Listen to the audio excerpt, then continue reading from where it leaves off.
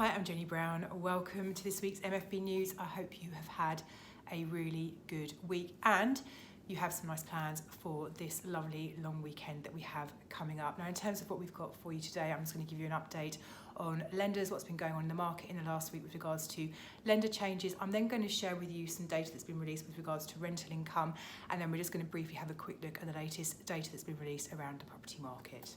Okay, so a much quieter week in terms of lender changes. I wouldn't read too much into that. I think probably most people on holiday, it seems that every time I picked up the phone to a lender this week, I got out of offices. So what have we seen? So we've seen the Family Building Society, withdraw their fixed rates. So what they've done is they pulled all of their fixed rates away from their product set, and they're just left with some variable rate products. Nothing to be read into this. We're seeing this quite a lot at the moment. So lenders are pulling fixed rates because it's kind of dawning on them that the fixed rates that they have are non-profit making, loss making essentially. So they need to reprice, but before they put the funds in, they need to kind of get their house in order in terms of the price range to make sure the commercials work for them. So they're putting the fixed rate straight away because they're loss leading. They're then resorting the rates out, and I expect the family will reintroduce some fixed rates in the next few days or weeks. Now, we've seen Capital Home Loans increase their pricing by 50 basis points. Their rates are now starting from 4.9%. Now, Capital Home Loans are a specialist lender. They're really good at limited companies. They can do the more quirky end of limited company lending, so complex share structures, layered companies, multi-units, HMOs, that kind of stuff. But their pricing is now from 4.9, and that is really representative of the real specialist end of the market now, and we'll come on to why that is in a few moments. Now, we've seen Foundation Home Loans withdraw their limited edition products. They brought out a range of what they call summer specials, which they do every year, which are actually priced, they're looking quite nice. They've withdrawn those, and so their rates are now starting from 3.94. That's actually variable, I would hasten to add, but they've also got some fixed rates as well. Now, we've seen the mortgage lender expand their product set, which is nice, obviously something different from rate increases for a moment. So they've expanded the number of products they have available at 75% and 80% loan to value. They've also brought back holiday let, short-term let offering, and also their expat products as well. So great to see these guys kind of expanding their credit appetite. Pricing there to 75% loan to value rates are from 4.39 and 80% from 4.89%. TML, again, as you would deduce from what I've just said, are a specialist lender to limited companies, HMOs, multi-units, and now holiday lets and also expats as well. Now, we've seen the leads who like to change their products every single week at least once, withdraw some of their 5-year fixed rates at 60% loan to value. They still have others available. They've just kind of condensed the number of rates they have at that level available for the time being. I'm sure they'll change it again by this time next week. And lastly, we've seen the Bath Building Society announce that they are stepping away from the limited company lending market until into 2023. So what they're saying is that essentially they've withdrawn all of their products for limited company lending. They're going to be back in the new year, but for the time being, they're out of that space. Why is that? I think, being really honest, the lenders are so busy at the moment. I think I've talked about this in recent weeks. So when we're sending in applications to lenders, things are taking a really long time. The lenders are flooded with business. I mean, the difficulties we had during COVID pale into insignificance compared to what we're experiencing at the moment. Now, some lenders are faring a lot better than others at the moment. So those lenders who use very much automated processing, so essentially there's not much human interaction with the case, these guys are doing actually really rather well. There are some specialist lenders where the underwriting is much more manual, much more kind of commercial-based decisions that require human intervention. Some of these guys are faring okay, but there's also a lot of lenders who are really, really struggling, 15 days, 25 days to review documents, so running really, really slow. And so what, I think the Bath have done is probably just got really busy. They're a very small lender, very small institution. They've probably only got a handful of underwriters. So actually if they get, 20 applications coming, that can really knock them. So I think what they've probably done is just said, for the time being, we're super busy. This is the area of the business that we're kind of least concerned about being in the market for. We're going to pull away temporarily and we're back in the new year. Now, lastly, in terms of lender pricing changes, we've seen Paragon refresh their rates. Refresh, by the way, is the new kind of market term for nicely saying put their rates up, and their pricing now starts from 4.38%.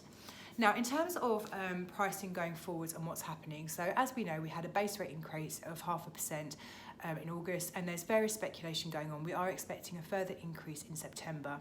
Now, there is a school of thought saying it's going to be another 0.5%.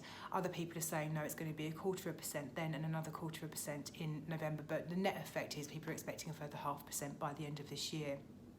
Now, whether this is the right decision or not, I mean, look, personally, I don't think it's really helping. The costs that are causing inflation to go up are not really caused by people out buying TVs and going on holidays. What's pushing inflation up is really beyond kind of customer choice of spending.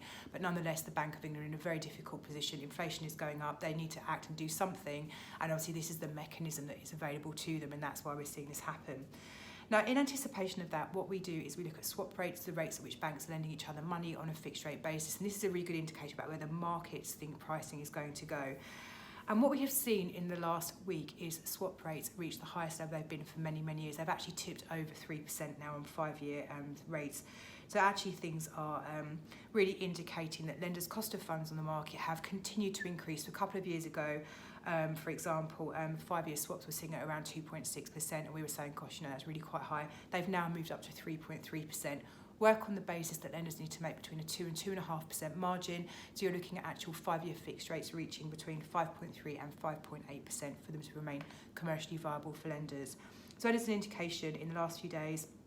2-year swaps are at 3.78, 5-year swaps are at 3.3. Interestingly, 10-year swaps are at 2.88, which really kind of gives you a view about how people are viewing interest rates. So obviously, next 2 years, 2-year swaps, 3.78, really, really high. So they're expecting things to climb over the next 2 years. However, 5 years, 3.3, so there is a levelling off and maybe a slight depression.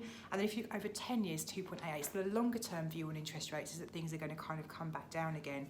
So when you're planning your mortgage deals, just worth keeping that in mind. So where are we now in terms of pricing? So personal borrowing, first of all. So let's assume personal borrowing, straightforward properties, 2-year rates, 2-year fixed rate from 2.4, 5 years from 2.29 and 10 years from 3.79. Limited company rates, 2 years from 3.19, 5 years from 3.44 and 10 years from 3.96. That's where we are today. So again, lots of changes going on. The message is very, very loud and clear. Interestingly, actually, one of the things I wanted to share with you this week, we have noticed at Mortgages for Business, so there are people who have had buy-to-let mortgages that they have had since kind of really pre-credit crisis times. And these are tracker rate mortgages, which have been very, very appealing for these borrowers because they've been incredibly low for the last sort of 10, 12 years. What we're now seeing is these landlords whose rates are starting to really escalate now locking in to fixed rate pricing. So the kinds of things I'm talking about is, for those of you who are watching who've been around for as long as I have, the mortgage express rates, which were like 0.25 over base rate, 0.1 over base rate. So these rates have been so low. We're now seeing these landlords who are saying, actually, do you know what, I've done really well at this. I've had like a good decade paying really low interest rates, but now is the time to lock in. Rates are going to continue going up, so if you are in the market for a remortgage and we can lock in a rate up to 7 months in advance of when your deal ends, now really is the time to act. Okay, rents. So look, there's been really strong rental price growth. So in the last 2 years, essentially the growth in rent means that for the same amount of money, now tenants can have to will have to sacrifice 1 bedroom. So essentially, a 2-bedroom flat 2 years ago is now the equivalent of a 1-bedroom flat today. Now, the Hamptons monthly letting index has shown that the average rents in Great Britain rose by 16.2% or £165 a month over the past 2 years. In July 2022, rent on an average studio flat, which was £817 per month, cost the same as renting an average 1-bed 27 months ago, while renting an average 1-bedroom for £929 per month cost the equivalent of an average 2-bedroom rental 24 months ago. Also, the average 2-bed rent, which was £1,068 per month, cost the average 3-bed 16 months ago. So this means that typically what the average tenant is paying in rent today would have got them an extra bedroom 2 years ago. So rents across Great Britain rose by an average of 8.3% over the last 12 months, marking a gradual slowdown from late spring, where rental growth peaked at 11.5%. This means that rents are 15.7% above where they were when the COVID pandemic struck. Despite the rate of growth slowing for the 3rd month in a row, July's figures still marks the 6th strongest annual increase ever recorded during the last decade. So rents are being driven up by a lack of rental stock, with 2/3 of fewer homes on the market than there were 5 years ago. So this is to give you the context about what's going on here now in terms of the rental growth. Indeed, as many as 50 applicants are currently competing for an apartment when it becomes available, which is about 200% more than a typical busy market, and this is according to Foxtons. So essentially what's going on is there are much less rental properties available to rent than there were a few years ago, which is meaning that supply is being outstripped by demand. I sound like a broken record, but that is the situation, which means that rents have been going up and they are continuing to do so at the moment. This is absolutely great news for landlords who are obviously facing increased costs in terms of mortgage interest rates. Housing market activity now, and things are showing no signs of letting up just yet. So the number of residential transactions completed in July totaled 104,470, which is a 3.2% increase on June's activity, and this is according to HMRC. It's essentially their basis on the receipts they have for stamp duty payments.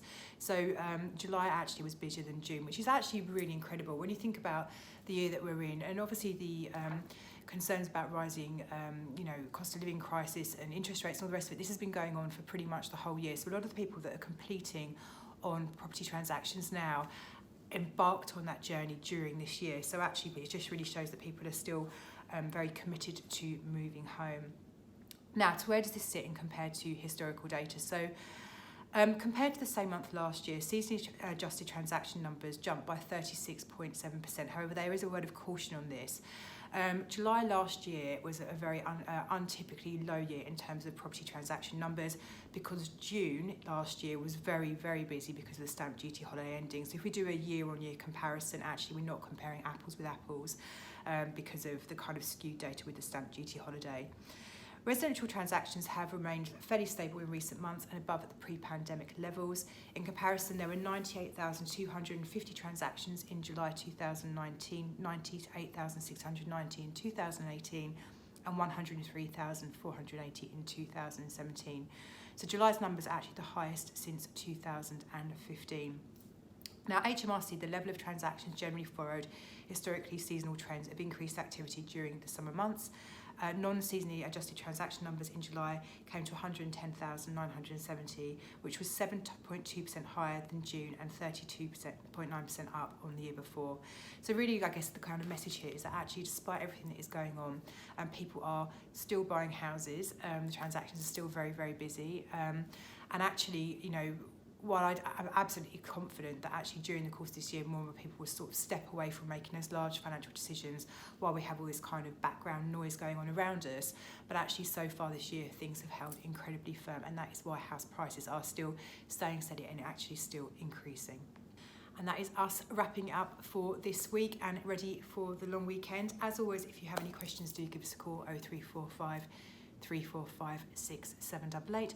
Or have a look at our website, which is open all over the bank holiday weekend, mortgagesforbusiness.co.uk. I will catch you again same time next week. Until then, look after yourselves.